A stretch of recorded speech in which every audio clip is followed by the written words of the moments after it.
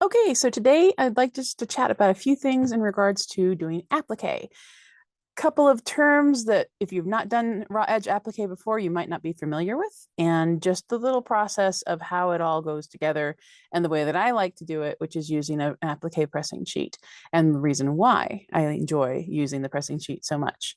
So let's talk about it. For you, those of you who don't know what an applique pressing sheet is, I'm just going to show you a little bit of why I like to use it. So I'm going to switch over to my other camera here to kind of give you a little insight as to why I think it is all of that and a bag of chips. So I'm going to get these guys out of the way. So this is an example of a new pattern that I have out called Frost in the Forest. If you've not done raw edge applique before, one of the things that I always like to talk about is that it's basically paint by number, but with fabric. So when you have your pattern, you get this little, what I call kind of the coloring book page. It has all of these tiny little numbers that tell you where all of the pieces go after you have fused them down onto your different fabric. Now the pressing sheet can go on top of that page. And that way, as you've got all your pieces cut out and you lay them down in order, it shows you through the lines here, you can see exactly where those pieces go. So as you press them down, you can actually put them in place. Now you notice that I'm just working on the pressing sheet. The background fabric is not involved. So this allows me to build my project, all those teeny tiny little fusible pieces together, fuse them into one piece. And then after they're all pressed in place and cool, I can gently lift up this entire project off of the pressing sheet. And then all of those little pieces become one, so that when I go to put it on my background fabric, it doesn't have to be a big ordeal on exactly where all those pieces go or messing up while I'm trying to press them onto the background fabric. It's one piece that I can then just place where it goes on the background fabric. And then once I have it all straightened out and I'm happy with how things are placed on that now background fabric, I can then press all of this down in place, and then I'm ready to start stitching, as opposed to having to put each individual piece down on the background fabric and worry if I'm putting it exactly where I want it to be. That way I can make those adjustments prior to it being on my background fabric, or I can play around with the orientation of exactly where I want this to live, so that maybe I'm not going to follow the directions in the pattern. That's perfectly fine. If I can put this basically creation on anything that I would like, on any different fabrics, maybe a pieced background as opposed to a solid one. So that's one of the joys of the applique pressing sheet. The glue on your Fusible will not stick to this. And so I'm going to give you a little demonstration using a different pattern, just so you can kind of see the steps on why that works. But that's why applique pressing sheets are worth their weight in gold. They may be expensive, but they're worth the investment. They last a long time, and it makes projects that have a lot of little pieces a lot easier when you can put them together first and then move it over and lay it down onto your background fabric. So to do a little example, I'm going to work with a different pattern here. And let's just talk about the components of a pattern. Now, there's lots of different styles and patterns. Every pattern is going to be slightly different. Every designer is going to do it slightly differently. Even, sometimes within the same designer, they might do it slightly differently. When you are opening up your applique pattern for raw edge applique, like I said, you're going to have a placement guide, which is going to kind of look like a coloring book page. It's not been colored in, just the outlines of all of the different pieces and where those pieces go. Now, these numbers are telling you what this piece is. So this is T1 and T2, so that's trees 1 and trees 2 for this particular pattern. If you're ever curious as to what they are, you're going to find that information in the pattern instructions itself. So when you go in here, there's like a little log of telling you which piece goes with what color of fabric. Now, some patterns have that on the little pieces themselves. Sometimes they don't. So this is going to be where you're going to find that information of what, M2, if you look through your list here, M2 is going to be on this particular pattern, fabric number 5, or a dark blue. That way it's going to tell you exactly, what piece is going to be with what color. But you're not going to trace this onto your Fusible. This is for your placement. What you're going to trace is your pattern guide. So now these are your pattern pieces. These are the individual little puzzle pieces that you're going to trace onto whatever Fusible web that you would like to work with. And then that's going to be ironed onto your fabric. Now you'll notice, if you noticed from our other piece here, so like this is this big rocky shore area, you'll notice that it's a different orientation than in your placement guide. The reason is that in order to do raw edge applique, these pieces have to be reversed before they're going to go onto your placement. Now that's already been done for you here. There are some older applique patterns where you have to do the reversing yourself, which means you turn it over on the back side and use a light box to trace the reverse of these shapes. But these shapes have already been reversed because you can see the orientation is different from your placement guide. So what you're going to do is you're going to take your Fusible webbing, and there's lots of different brands out there, but basically what you're working with is a paper-backed Fusible. So this is a Pellon Wonder Under, which has paper very smooth on one side and very bumpy glue on the other side. If you're working with just a single layer of Fusible, you're going to always draw on the paper side. So you'd simply lay this down over the top of the area that you want to trace. And you're going to want to trace all of these pieces.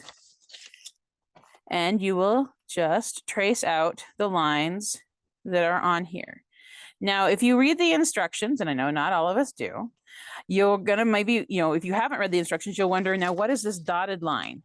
Now, the dotted line in these patterns indicate where that fabric is not going to be seen when you put everything together, but you need that little area in order for it to have a handhold with the fabric that's going to go on top of that. So the dotted line refers to an area of that fabric that's not going to be seen in your final project, but really needs to be there in order to help do the layering process with the raw edge applique. Now, the other thing you're going to want to do is translate any of the information that is on that piece. So this is S2.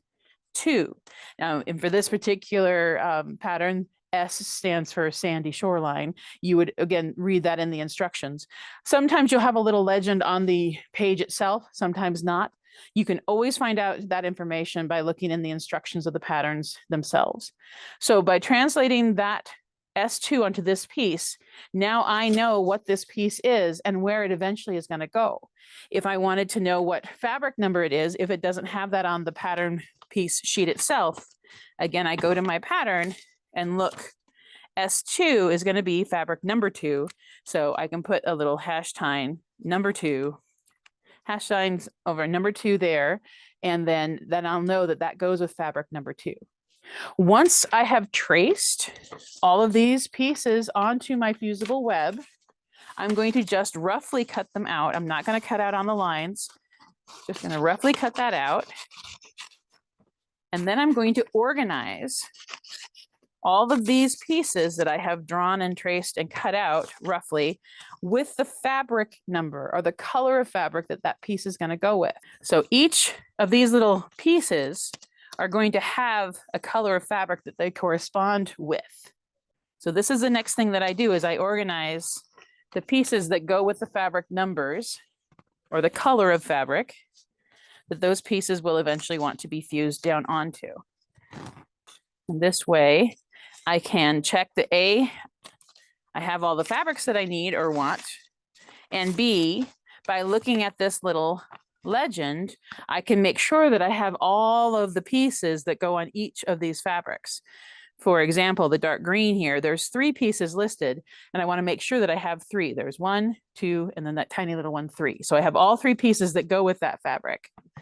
So you'll organize all of those, and then once you've got them all situated, the next thing you're going to do is iron or fuse or press these little drawn out pieces onto your fabric. Now, most of the fabrics that I like to work with in raw edge applique are batiks because they are tighter woven. They don't unravel as much when you have a raw edge, and they're pretty on both sides, which means I don't always have to pay attention to which side I'm putting this fusible down on. However, some of the batiks still have differences between one side to the other. So it's good to pay attention as to which side do you like better. And you want to make sure as you're fusing your pieces down that you're putting your pieces on the side of the fabric that you don't want to see, because that is going to be the back side of your fabric. As soon as you put your fusible down, once I cut this shape out, we're going to have the pretty fabric on this side and the glue on this side. So some people like to talk about a wrong and a right side of the fabric. One of my mother's favorite rules was you pay for both sides of the fabric so you can decide which one you want to use. There's really no right or wrong, other than which side do you want to see when you're done. So every fusible kind of has its own favorite hotspot for how you press it down. It's good to read the instructions of the fusibles that you like to use. I'm using the Pellon Wonder Under, and it likes to be heated up for a good 6 to 8 seconds in order for that glue to really bond to the fabric. So I'm holding it down. Now you'll notice I'm not ironing. I want to press up and down. I don't mean by press really putting my weight into it. I just simply want to move the iron up and down as opposed to across it. If I'm ironing, I run the risk of moving this little edge up and getting some glue on my ironing surface. Now, the pressing sheet, while it's useful in our placement guide later on, is also a great way for you to protect your ironing surface. Because if you have a piece of fusible, and we'll just use this big one here, that maybe extends out further than your piece of fabric, so you can see this is going off the edge. If I was ironing directly onto my ironing surface, that fusible would stick to this ironing surface. But if I am working on a pressing sheet and I press my pieces down, even if I go off the edge, that'll cool. And once that's cool, that glue will release from the pressing sheet. So this way you can protect your ironing surface and you won't have any residual glue hanging out waiting to surprise you when you bring your next project over to press, and all of a sudden it's sticking to your pressing sheet or to your pressing surface. The applique pressing sheet will prevent that from happening. So again, I am just moving the iron around in an up-down orientation to make sure that I'm heating up the glue that is on the back of this paper that I've drawn my shapes on so that it will bond to the fabric and then act as an adhesive when I'm putting everything together. I'm going to let that cool for a second. If I try to take it up when it's still really hot, some glue might stick to my pressing sheet. It's easy enough to scrape that off later, but it's hard to see. So if you've got a little residual hanging out, you might end up putting it on a piece or a piece of fabric that you don't expect. Once it's cool, the glue stays on the paper, not on the pressing sheet. That would not happen if I was working on my direct ironing board. So you'll continue to press all of your pieces in this manner until you have them all down on the fabric, the color of fabric that they go with. So once we have all of our pieces traced out and then fused on to the different colors of fabric that these pieces go, the next thing that we're going to do is going to have a sit and snip. So we're going to basically cut out all of these pieces. And at this point, now that they are on the fabric that they want to be on and they're fused in place, now is when I'm going to actually cut out on the lines. So in order to make it easier, I will sometimes just roughly cut out a piece and then begin snipping. Now, I want you to understand that as you are cutting your pieces out, you do not have to be a machine or a laser yourself. You can wiggle a little bit off, on and off your line. There is a little bit of wiggle room on this. So I always like to joke that all of the lines on your applique patterns are suggestions. They do not have to be exactly cut out or even traced, because we're all different, and in every given day we might have a different quality of our tracing and or cutting. So don't let it stress you out. Now, if you make a huge big boo-boo in your cutting or your tracing, know that you can always add another little piece of applique on top of it, especially here in this little tree line. Easy enough for me to either grab some of the same fabric, some of the leftover fabric from what I'm cutting out here, or add another little color of green. So if I have a hole that comes down where I don't want it, I can absolutely take another little piece and patch that later on. So I'm going to be, cutting out each of these pieces individually. And then once we've got them all cut out, I will show you what it looks like to get that placement guide out and build it on top of our pressing sheet. You'll notice as I'm cutting pieces, I tend to keep my scissors in a good orientation, and I manipulate or move the piece itself back and forth. So I'm moving this back and forth, and I'm keeping the scissors in an orientation that is most comfortable for me. That way I'm not having to kind of cut around, which is going to give you less accuracy. And this way it just allows you to kind of wiggle the fabric a little bit as you're cutting, and it takes a little bit less effort. Might get a little time to get used to doing it this way, and this may not be your way. Remember, everybody's got their own comfortable levels, and you do what works for you. That's the most important part. Just because I like it doesn't mean you have to. But I have found that it definitely helps me not spend as much time as I'm cutting things out by doing this method. And it also gives me a little bit better, I don't have as much hand fatigue. Now, when I have extra pieces like this left over, I'm not going to throw this away. Well, I don't throw a lot of things away anyway, but I'm going to keep this handy just in case I need to have little patches of this color, or if I want to add some extra trees someplace. I'm going to have this still handy so that if I need it, it'll be nearby. A lot of times I see people kind of fishing through their garbage cans trying to look for a bit of fabric that they need, or something like this where there's just a tiny little piece. This would be easy to not notice and just throw this away and then wonder where that piece went. So it's just kind of good to kind of keep a little pile, a residual pile of these shards that are left over off to the side until you're done with your project.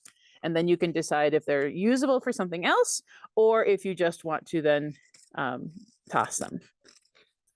One of the biggest rules of thumb for applique is that if you're missing a piece, the fastest way to find that piece is to start to make a new one, because then it will show itself. If you're not willing to, invest in trying to make a new little piece, then more than likely you're never going to find it. And if you have a lot of little pieces like this, get a little Ziploc baggie and put them in there so that they don't run around on you, or if somebody comes by and sneezes, or the dog wags its tail, and so it doesn't go flying off your workspace and then you never find it again. All right, so I'm going to move these guys off to the side. I'm going to bring back our placement guide over here. And, just so now you can see, this was the way we traced it, and it was reversed. Now, when we turn it over so that the fabric side is showing, it fits in that spot the way it should orient.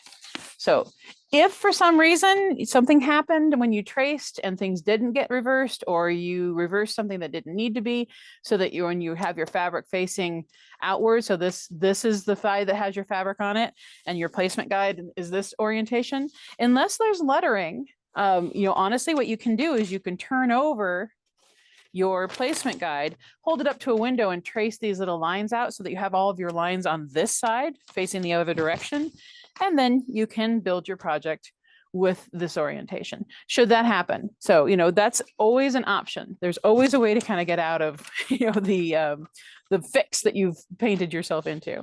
So with all of these different little pattern pieces, the next thing we're going to do is we're going to orient them down onto our pressing sheet with this underneath. Remember, you don't want to fuse your fabric directly onto your placing guide, because that's paper, and you don't really want to have your fabric built onto your paper pattern. You'll never be able to use it again, because all of these will be stuck to the paper. So your placement guide is going to go underneath your pressing sheet. Now, if you don't have a pressing sheet, or say the pressing sheet that you have isn't big enough for your project, you can get from your kitchen or from a baking aisle, some parchment paper and have it, a couple pieces if it's not big enough. You can see through parchment paper as well. And parchment paper will act very similarly to your pressing sheet. The main difference is that you have to be a little bit cautious when you're pressing Fusible down onto your parchment paper that you don't scorch the paper by holding the iron down too long, which inadvertently will then maybe discolor your fabric. So it's something to pay attention to. But if you need to have a little extra, if your pressing sheet isn't going all the way off to the side, you can add a little parchment paper over here and it will work the same as your pressing sheet does. And that's one way you can kind of manipulate, not having to worry about, having a pressing sheet that is exact size of what you're building. Now, as much as we hate to, the instructions in your pattern is going to give you the order that your pieces go down. We want to pay attention to which order they go down in because there are pieces that are behind other ones. And if you try to place the ones that are in the front first, you have to then peel it up and tuck your other pieces down underneath.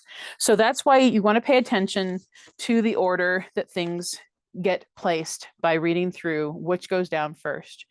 And that will, assist you in having a much easier time putting your pieces together. Now, if you're working on a pressing sheet, you can lift up your pieces and tuck some underneath. So it's possible, but it's a little bit of extra work that I don't recommend just because it's, why would you do extra work if you had to? So I'm going to move off the pieces that I know we won't be placing yet because they will be coming in later.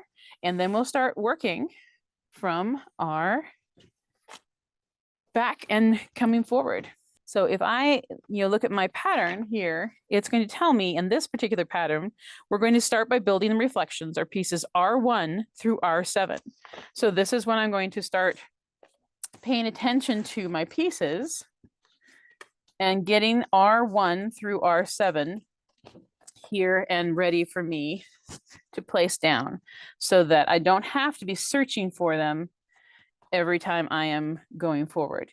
Now, certainly the way I like to do my patterns and other designers that I know of, they will order their pieces in the consecutive order that they're going to be placed. So pieces 1, 2, 3 will usually be placed in that order.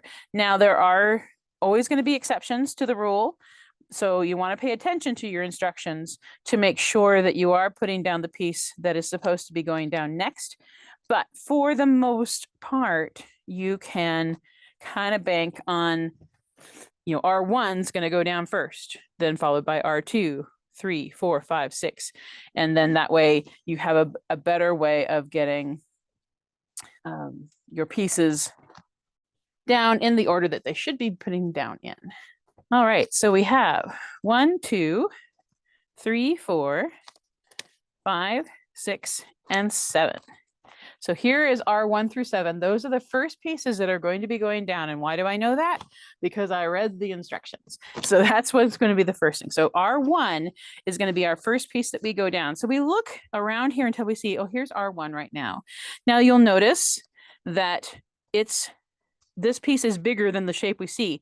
Remember when we talked about those dotted lines? This is where that comes in place. So the lines are going to be tucked underneath another piece eventually. So you want to take the paper backing off at this point because I know I'm holding R1 in my hand and I'm going to orient it so that that line is matching. And I'm not worried that this line is extending out from where that edge is because the next piece that's coming down is going to be covering that up. You need to have that little extra bit there so that it will hold on to that piece that's going to be on top of it without having a weird little gap in there.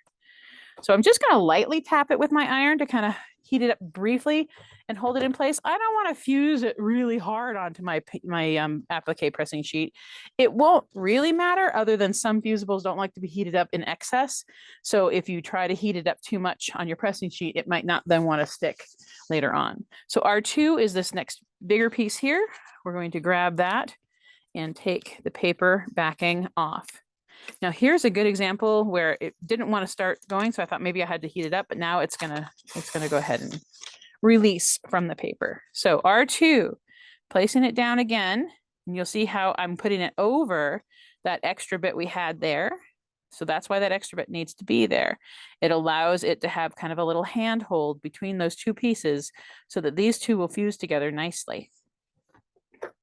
And again, I'm just going to hit it with a little tap of heat to kind of briefly hold it together in place. By not hitting it too much heat, that if I wanted to adjust it at this point, I still could. Now R3, I'm going to do a little peeky because it's down underneath. With this piece down, I couldn't quite see where R3 is, so that's why I do a little peekaboo. The other option is you can create, in my pattern, I talk about creating a vinyl overlay, which is basically, using like a clear vinyl that you can trace this entire pattern piece onto, and that way it would lay on top and you can see those pieces. I'll go over that in a different video later on, but just so you know, that's what the vinyl overlay would be. It would have this same design on it, but it would be laid down on top so that then you can kind of see where these pieces go. But for this particular pattern, playing a little bit of peekaboo is totally doable. I'm going to just place that little guy down there. Now we're ready for R4. We're going to look around until we see where R4 is. There's 5. Here's R4. It's another little game of peekaboo. So it's this piece right there. So as I put it down, it's going to go right there. How do I know that? I'm lifting the sheet up to look to see where that piece is, and then knowing what parts it needs to cover. Take the paper backing off, lay it down in its place.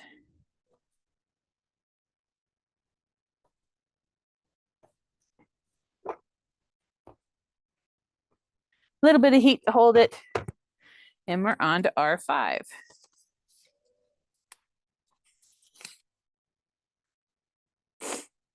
All right.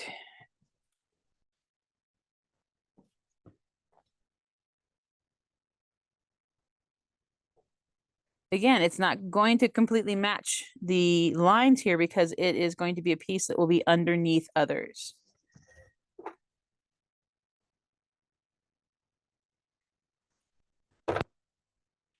R6.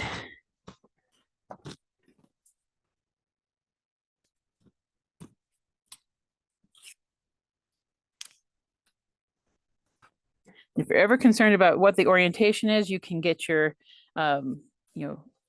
push the sheet out of the guide, put it down there so you can kind of get a sense of where that goes. Another thing I like to do is sort of kind of hold my thumbnail to sort of where that edge is. So if I'm not using a vinyl overlay, I have a better chance of sort of knowing where it needs to extend to. And if yours is slightly different than the drawings on the pattern, not a problem. And R7.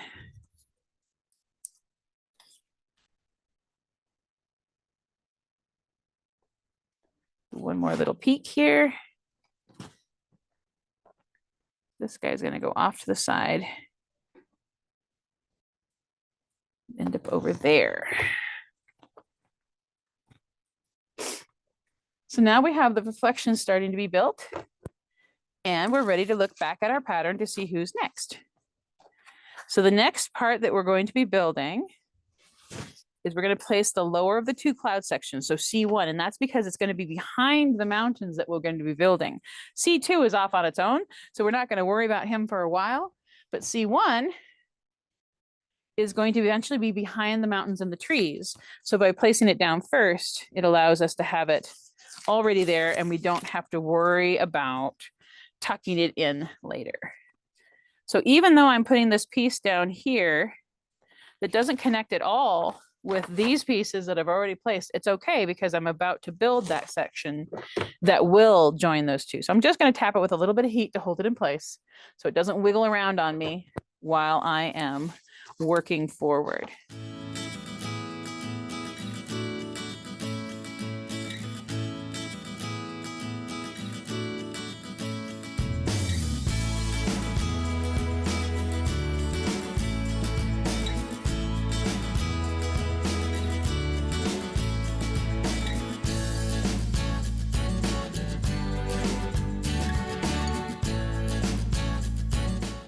T5 is this little guy that hangs out right about there.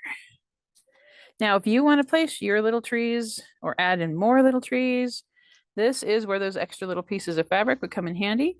But feel free to move, or add any other little addendum, little trees that you'd like. This is your project. Starting to shape up, starting to come together. You can see your mountains and your reflections and then the shoreline. Eventually, when this is all cool, we're going to be able to lift this up and then just put it directly onto our background blue fabric. Now, the last bits of applique that you're going to do are your rocks. Now, obviously, we can't see through this anymore because we have this big shoreline. So at this point, if you wanted to, you could move this out, have your paper kind of on the top. So you can reference where these rocks are placed, knowing that you can put your extra rocks wherever you would like them to be. There's a couple areas here where you're going to want to have a rock because there's a little place where that rock is supposed to go. So you'll need to have something there, or there'll be a little bit of blue showing that you don't necessarily want. But other than that, it's fair game. You can place your rocks wherever you would like.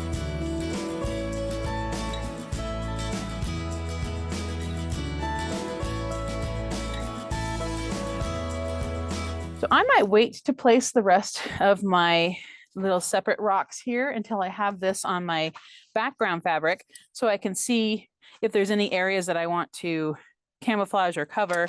So the beauty of having this built on the pressing sheet is that now that it's had time to cool, I can very gently come from the edges here and start to lift it up. And it will come up as one piece. Now, because this particular project is built just on one piece of blue fabric, so it acts as both the sky and the water, you can now get a little fussy with the placement of your project. You can decide, okay, where am I happiest with the clouds?